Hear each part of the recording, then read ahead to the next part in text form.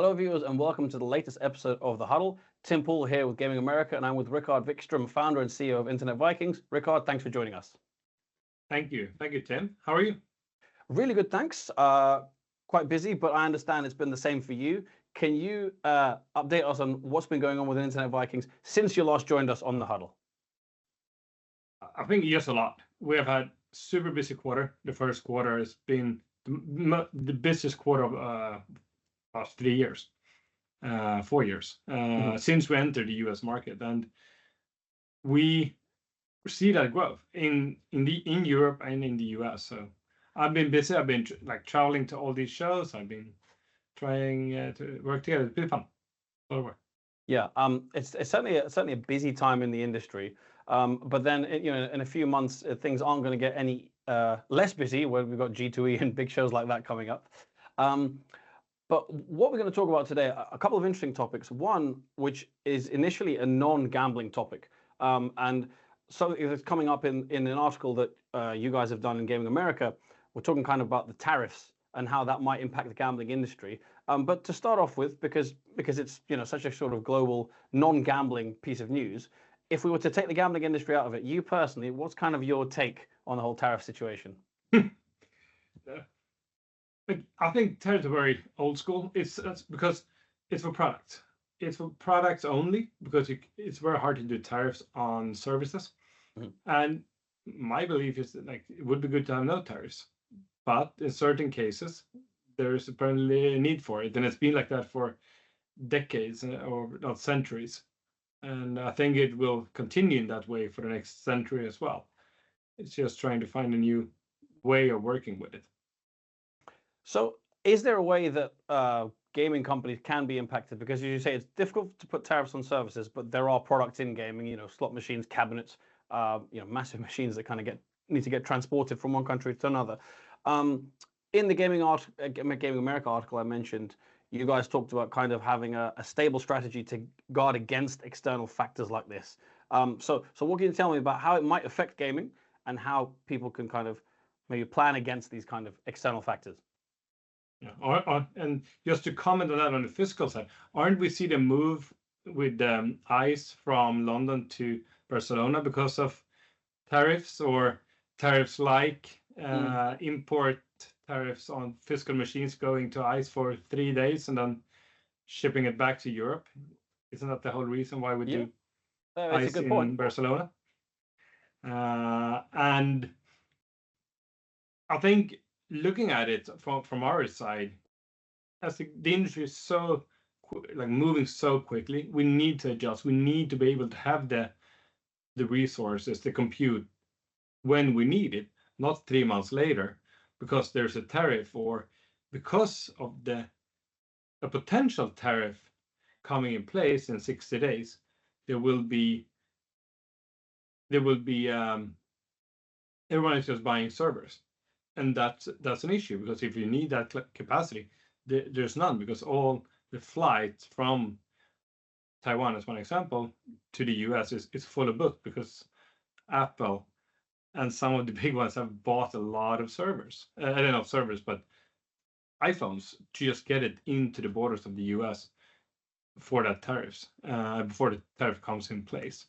So what we have done, we started with it beginning of the first quarter and continued over the last few months, just to have a lot more compute power available. We did an inventory just a few weeks back, an extra one, just to see, okay, do we have enough compute power to sustain, let's say, 9 months of tariffs, and do we not getting servers from Southeast Asia to us?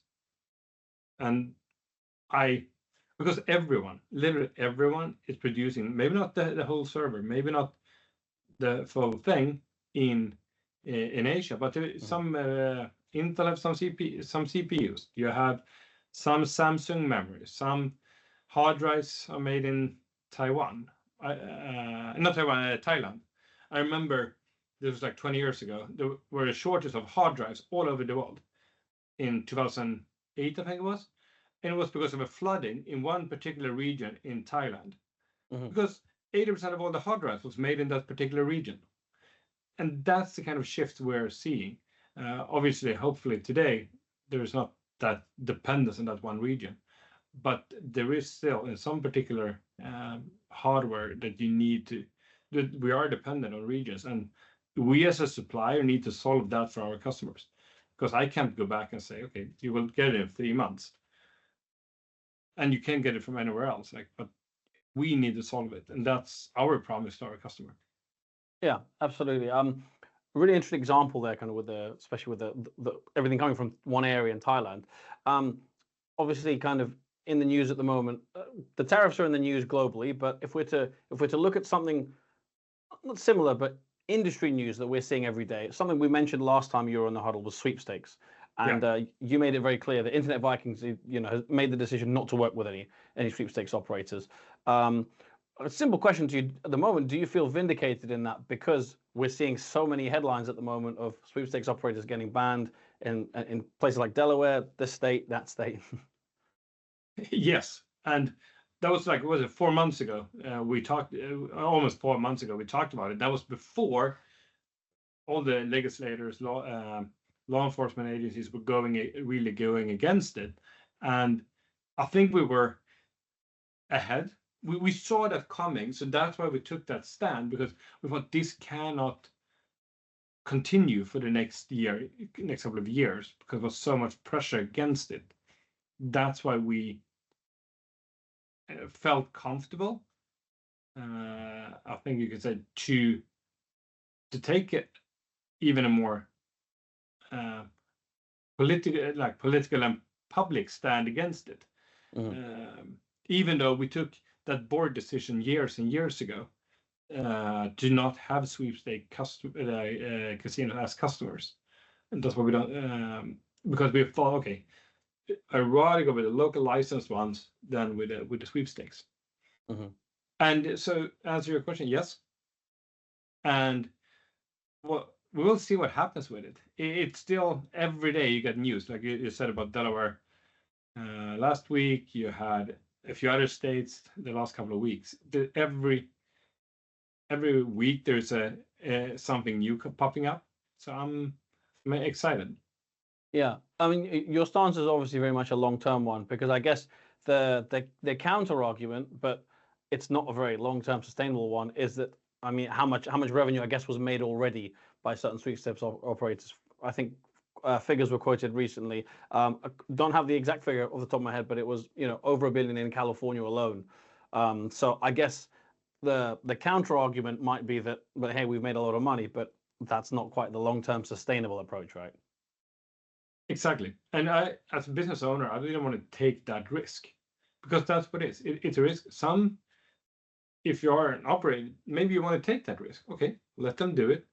For me, we've built into the Vikings over the last 18 years sustainable, good growth over these years. I won't risk that just because a new thing pops up, aka sweepstakes in this case, or the black market operators in Europe 5 years ago that were like all the crypto ones and so on that popped up. It's not worth it, in my opinion. Do you see more? I mean, again, this is maybe a bit of a crystal ball question, but do you see more states following kind of Delaware and with the cease and desist letters? And might there be states that actually, I mean, it's looking a little bit unlikely, but in New Jersey, we saw discussion about potentially regulating sweepstakes, maybe going the other way. But I think we will see more and more states doing exactly what Delaware, Michigan, so on have done. I think it should be regulated. It should be on a state-by-state regulation, because that's what you have from PASPA. And then some would argue that sweepstakes doesn't fall under PASPA and should not be state-by-state. But in theory, it should more or less be the same thing, because the customer experience, the user experience, is more or less the same with a few tweaks. Yeah, no, agreed. And then I suppose that's where you gain what some are billing as an unfair, potentially unlawful advantage, and that's certainly something that tribal operators were saying at IGA. But so there was a lot of discussion about kind of the threat from sweepstakes operators, from prediction markets and things like that. But my question is, and again, not necessarily that you're a lawyer by trade or anything, but other than filing lawsuits and kind of these cease and desist letters at the moment, I mean, are those the only options kind of available to either regulators or companies looking to kind of combat that, let's say, new entrant to the market? Yeah, do it. Yes, as a start, because that's what you do as a start. You send cease and desist letters, see what actions the opponent then do, and then you're following that path. But you need to send that letter as the first step into it. And I think it will be different states. I hope it will fall under the online gaming, like legislated and regulated under the online gambling in each and every state. But again, you have that kind of state versus federal debate. Okay, where will we put it? Exactly, yeah. And then, of course, we come into the question of when will they be regulated state by state, and when will iGaming be regulated state by state, which is the question we always end up coming back to from an online casino perspective. Yeah, I got that question. Like I was eating lunch, I just got it, and I was just saying, we don't see anything, but I hope that, like as you said, with the tribal, with the commercial casinos, we'll start seeing that they are coming more and more together. We're seeing that they are becoming, actually, they were not battling each other, but they were trying to get along a few years back. And now they find, okay, we need together to do something against sweepstakes to have this market that we have built over the last 50 years, 60 years, 70 years, from the land-based side to the online side.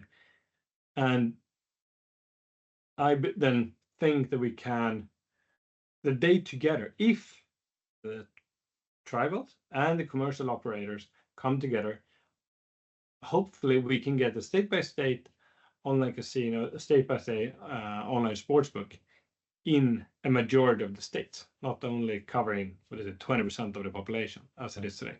Yeah. I think that's a really interesting point, because I think for the first time, potentially, you are seeing a lot of tribal and commercial operators. Maybe they have a kind of common rival here, so maybe a bit more coming together than usual. And certainly, Victor Rocha did a video with us at IGA, and he was a little bit less complimentary to a couple of brands, but he did mention that FanDuel and DraftKings, for example, the really big brands, are coming together and working more with tribes, because they saw that you kind of have to in certain states. There's no way around it.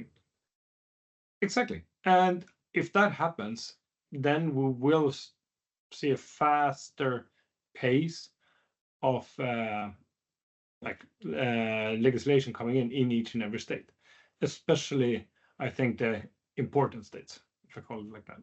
Yeah, sure. So we've zoned in on two particular issues today so far, tariffs and sweepstakes. But if we were to maybe end with an overall US update, and gaming as a whole, because as we see, iGaming, not too much movement outside of the sweepstakes. But if you were to kind of give a breakdown to any operators listening, or of other members of the industry, what would kind of the main points be of what you're putting forward in terms of the US at the moment, what's happening? I think we still see that growth. We've seen, like, maybe not 30+%, but 20-ish%. You have a few new states with Missouri, with a few others coming up. It's just building that, but also maturing as an industry. Because what we saw 2021, 22, 23 was there were a lot of people going in on the operator side. There weren't so many suppliers. So I think that we'll start to see a lot of more suppliers coming in, from startups to established ones elsewhere, coming into the US to provide their services. It could be everything from slots to sports books to any kind of provider, to in-play betting and so on. That's where I think we'll start seeing, because now the industry have time to add these kind of products into the product line, into their offering to the consumer. Because previously they were just focusing on setting up new states. Every month there was a new state, every quarter was a new state coming up. They didn't have time to focus on actually innovating the product. So I think that we will get a much better product to the players 18 months from today, because they don't have the actually this distraction of new states. Yeah, really interesting thesis. Do you think a greater number of suppliers would actually also increase the competition on the operator side because there's kind of more products and more third parties to use and work with? I do think so. I do believe that there is niches, and everyone talked about it, niche either geographically or what you offer to the player in each, like in different states where you can have a niche operator and really succeed. We are seeing it in, like say, Arizona. We're seeing it in Illinois. We're seeing it in New Jersey. That can have this kind of niche products, and with more suppliers coming in to provide these kind of niche products, the better for the player, and that it would grow the industry as a whole. Mhm. Well, Rickard, thanks very much for your time as always. Pleasure to have you on the Huddle, and I'm sure we'll be speaking again soon. Best of luck with everything you're looking to achieve this year as well, and let's keep our eye on Sweepstakes in the US market. Yeah, thank you, Tim. Thank you. Great as always. Yeah, pleasure as always, and to our viewers, thanks for watching.